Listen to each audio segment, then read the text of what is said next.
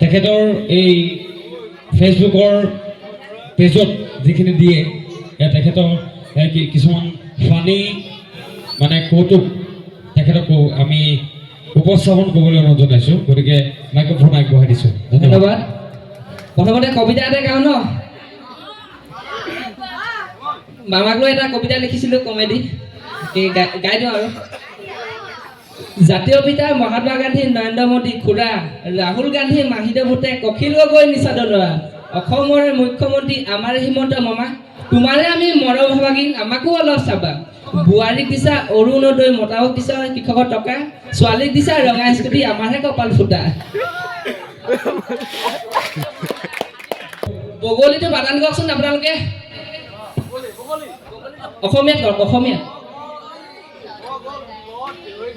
বজোক গুলিয়াগুলি বগলী কবজাটো কওকচোন গ গোবৰ যাবই তা কবজা